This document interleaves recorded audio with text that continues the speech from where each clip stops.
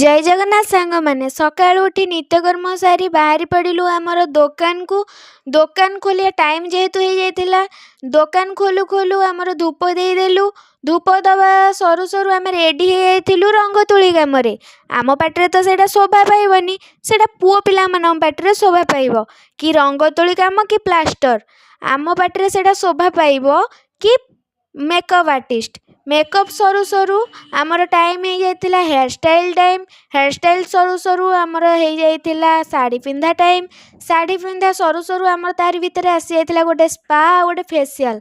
Spa ସରୁ ସରୁ facial time ହେଇଯାଇଥିଲା।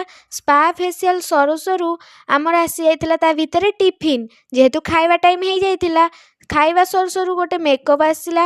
ଆପଣମାନେ ଭାବିବେ ମୁଁ କାହାକୁ ଗୋଲାପ ଫୁଲ ଦେଉଛି କି? ମୁଁ କାହାରିକୁ ଗୋଲାପ ଫୁଲ ଦେଉନଥିଲି, ଏଇଟା ଖୋସା ପାଇଁ ଆସିଯାଇଥିଲା ଆମର। ଯେହେତୁ ଆମର ମେକଅପ୍ ସରିଗଲା, ଆମେ ଏବେ ରେଷ୍ଟ ନେଉଛୁ, ରହୁଛୁ। ଜୟ ଜଗନ୍ନାଥ।